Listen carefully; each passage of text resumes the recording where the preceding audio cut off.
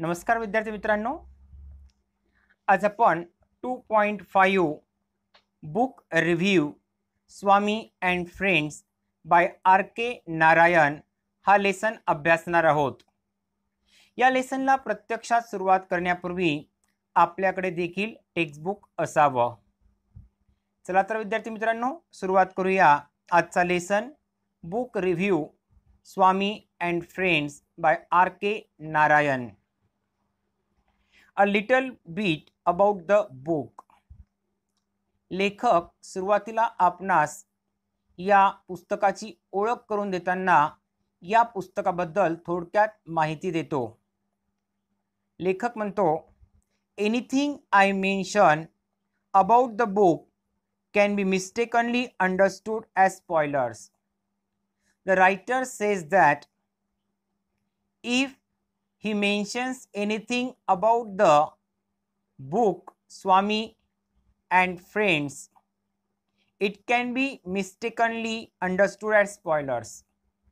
लेखक म्हणतो की जर त्यानं स्वामी आणि फ्रेंड्स या पुस्तकाबद्दल काही गोष्टींचा उल्लेख केला, काही सांगितलं, तर कदाचित वाचकचा गैरअर्थ काढेल, गैरसमजूत त्याची होईल, वाचकाला कदाचित ते स्पॉयलर्स वाटेल। स्पॉयलर्स म्हणजे बिघडविणे। So I would rather give a glance into the book without mentioning any events or plots of the story. यातल्या काही शब्दांची अर्थ पहा। ग्लान्स म्हणजे कटाक्ष टाकणे, ओझरता दृष्टिक्षेप टाकणे। इव्हेंट्स घटना किंवा प्रसंग।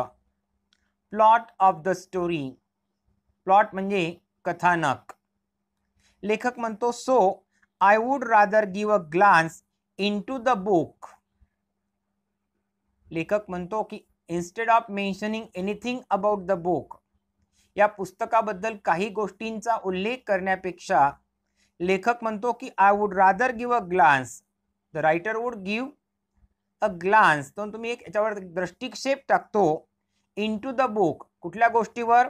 विदाउट मेन्शनिंग एनी इव्हेंट्स, फक्त पुस्तकावर, without mentioning any event means the writer is not going to tell anything about different events in the book Swami and friends or without mentioning the plot of the story.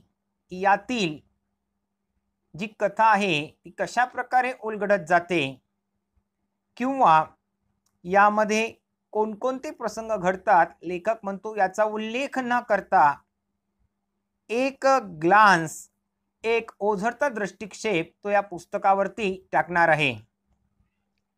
Swami is a mischievous little kid of about 10 years old. या कथेतलं जे central character आहे that is Swami. Swami is a mischievous little kid. Swami हे एक लहान मूल आहे, पण कसं आहे ते? मिस्चिवस। मिस्चिवस म्हणजे खोडकर, अत्यंत खोड्या करणारा खोडकर असा हा Swami. Of about 10 years old, जवळपास 10 वर्षाचा हा स्वामी आहे। And living in the era where India was under the British rule. Era म्हणजे पिरियड, कालखंड। And Swami was living in the era where India was under the British rule. जेव्हा Bharat British शासनाच्या आधिपत्याखाली होता त्या काळातील स्वामीची ही घटना। Like most kids of that age, त्या वयाचे म्हणजे स्वामीच्या वयाच्या अनेक मुलांप्रमाणेच Swami is a kid who cannot stay at one place. इतर मुलाप्रमाणेच, त्या वयातील मुलाप्रमाणेच स्वामी cannot stay at one place, तो एका ठिकाणी जास्त काळ स्तब्ध राहू शकत नव्हता, शांत राहू शकत नव्हता। and absolutely hate school, आणि पूर्णतः त्याला शाळेत जायला अजिबात आवडत नव्हता, म्हणून तो पूर्णतः शाळेचा तिरस्कार करायचा। and even worse mathematics. वर्स म्हणजे अतिशय वाईट, आणि गणितामध्ये तर स्वामी अतिशय कच्चा किंवा वाईट स्थितीमध्ये होता। School is his absolute nightmare. For Swami, school is a nightmare. Nightmare म्हणजे एक भयावह अनुभव, भयावह स्वप्न.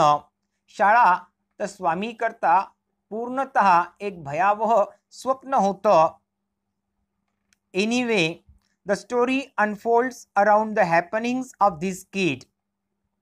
परंतु ह्या पुस्तकातील कथा स्वामी सोबत काय काय घडतं, प्रत्येक प्रसंग ही कथा उलगडत जातो. Anyway, the story unfolds around the happenings of this kid and how he constantly gets into trouble. आणि कशा प्रकारे स्वामी हा सातत्यानं त्रासामध्ये, संकटामध्ये अडकतो and gets a good beating from his father. आणि वडिलांकडनं चांगला मार त्याला कसा बसतो, या प्रसंगातनंच स्वामीची कथा पुढे पुढे उलगडत जाते. यामध्ये गेट इन टू ट्रबलचा अर्थ असतो संकटात सापडणे, त्रासात सापडणे. आणि बीटिंग म्हणजे मार बसणे, फटके बसणे. स्वामी इज व्हेरी टॉकेटिव्ह. कसा होता स्वामी? ही इज व्हेरी टॉकेटिव्ह, अत्यंत बडबडा बोलणारा. Little kid and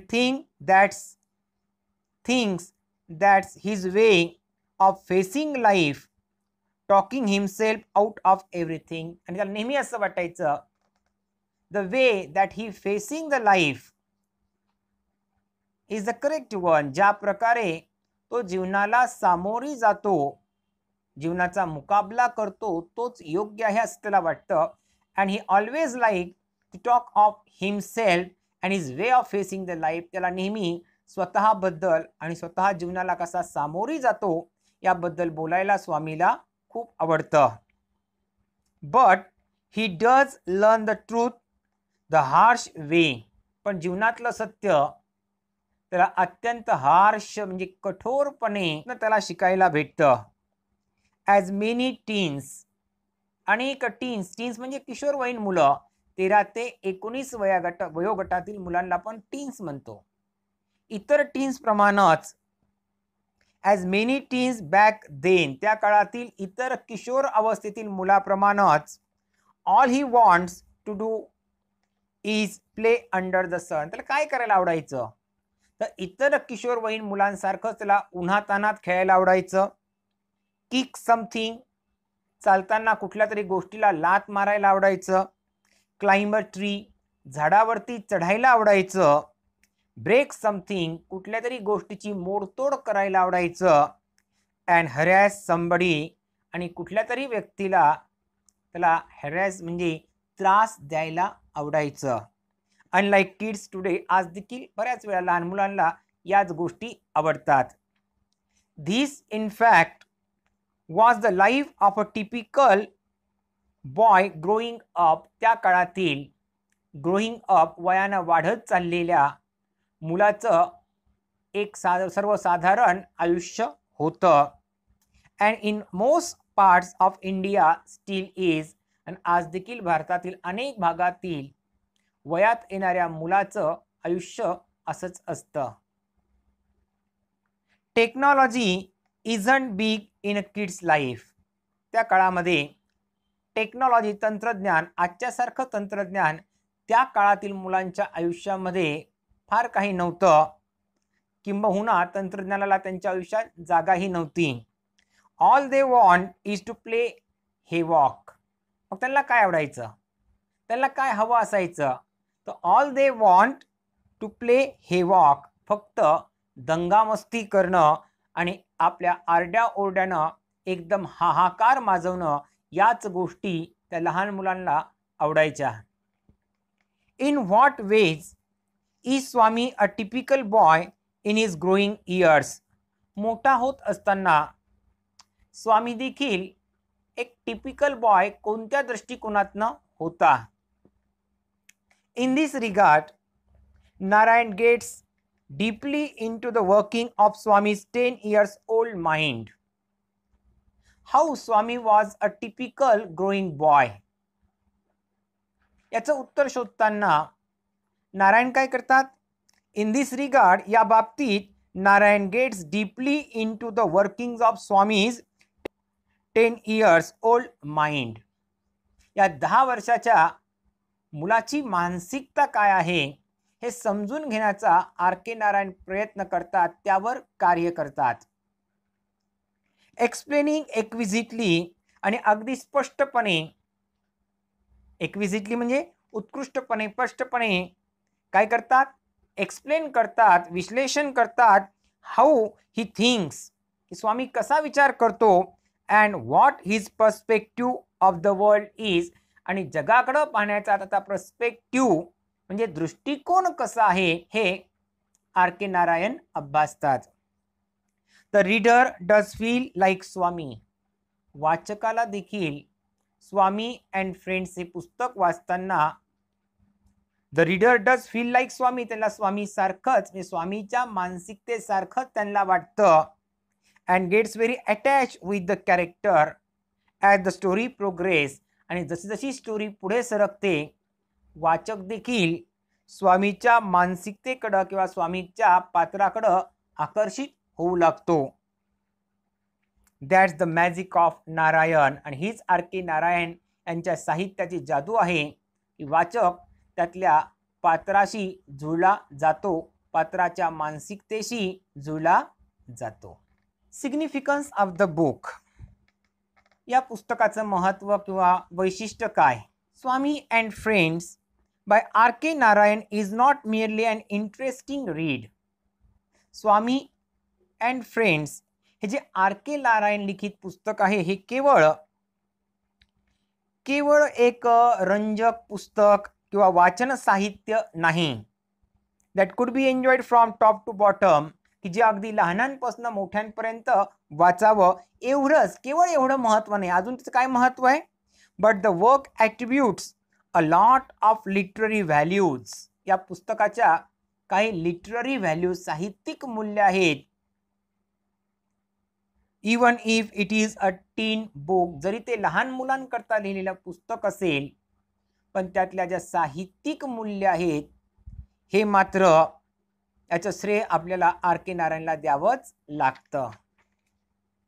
Swami and friends is a good read for the kids and teens alike. Swami and friends हे जे पुस्तक आहे हे लहान बालकांपासून किशोर वयातील मुलांकरता एक चांगलं उत्तम वाचन साहित्य आहे. म्हणून त्याला आपण गुड रीड म्हणतो, उत्तम वाचन साहित्य. Also, the book is widely used in the Asian continent as a study text for the students who study literature as a subject at school. The importance of this book. ह्या पुस्तकाचं अजून काय महत्त्व आहे. हे जे पुस्तक आहे Swami and friends is widely use, मोठ्या प्रमाणावर हे वापरल्या जातं. कुठं. इन द एन्शियंट कॉन्टिनेंट, आशिया खंडामध्ये, ॲज अ स्टडी टेक्स्ट. शाळेमध्ये, महाविद्यालयामध्ये एक अभ्यासाचं पुस्तक म्हणून स्वामी आणि फ्रेंड्स हे आशिया खंडातील अनेक शाळांमध्ये वापरल्या जातं. फॉर द स्टुडंट, कोणत्या विद्यार्थ्याकरता. Who study literature as a subject at school, जे विद्यार्थी शालेय स्तरावर साहित्य या विषयामध्ये अभ्यास करतात त्यांच्यासाठी. This does not mean that book is filled with heavy grammar and technical jargon. But this does not mean, याचा अर्थ हा नाही की या पुस्तकामध्ये अतिशय क्लिष्ट अशा व्याकरणाच्या वाक्यरचना असतील किंवा टेक्निकल जार्गॉन, शब्द बंबाळ करणारे असे काही शब्दांचा उपयोग असेल असं या पुस्तकात नाही. Actually the truth is in contrary to this. कॉन्ट्ररीच्या विरुद्ध, सत्य वेगळे आहे. Though it is a work of a literary genius like R K Narayan. R K Narayan सारख्या साहित्य क्षेत्रातील विद्वानाचं हे पुस्तक असेल, साहित्यकृती असेल, तरी पण ती भाषा पण असं वाटत नाही आपल्याला की आर के नारायणचं पुस्तक असावं. Swami and friends is written in such a simple English. इतक्या साध्या आणि सोप्या इंग्रजी भाषेत हे पुस्तक लिहिलं गेले it is hard to imagine that it is a work of such a literary genius like R.K. Narayan. की R.K. नारायण सारख्या लिटररी जेनियस म्हणजे विद्वान, साहित्यिक क्षेत्रातल्या विद्वानाचं हे साहित्यकृती असेल यावर विश्वास बसत नाही. The English use in the book is both plain, simple, without any troubling words for the kids. The language used in this book, that is Swami and Friends, is very simple, without any troubling words for the kids. आणि लहान बालकाला देखील समजेल इतकी सोपी भाषा आणि शब्द रचनेचा वापर यात केला आहे. Also, the use of simple and short sentences adds to the simplicity of the book. Simplicity म्हणजे साधेपणा. या पुस्तकाच्या साधेपणामध्ये use of simple and short sentences, अतिशय साध्या वाक्यरचना, छोट्या छोट्या वाक्यरचना या पुस्तकाच्या साधेपणामध्ये भर टाकतात. It is mention in the description that the book is about a mischievous 10-year-old Indian boy. In the beginning of the text, या पुस्तकाच्या सुरुवातीलाच a kind of description is given by R.K. Narayan. R.K. Narayan यांनी एक description दिले आणि त्यात स्पष्ट असा उल्लेख केला आहे that the book is about a mischievous म्हणजे खोडकर, खोड्या करणाऱ्या 10 years old इंडियन बॉय. की हे पुस्तक 10 वर्षाच्या भारतीय मुलाबद्दल बोलतं जो की अतिशय खोडकर आहे. And some parents may be concern, आणि म्हणून काही पालकांना कदाचित चिंता वाटेल, ते चिंतित होऊ शकतील about the influence this will have on their already mischievous children. या पुस्तकाचा त्यांच्या अगोदरच खोडकर असलेल्या मुलांवर काही वाईट परिणाम तर होणार नाही ना, या बाबतीत वाचक कदाचित चिंतित असू शकतील. But this book is as such that it encompasses the mischief of the kids in a view of the kid. पण हे पुस्तक काय समाविष्ट करून घेतं? हे पुस्तक कशाचा परामर्श करून घेतं?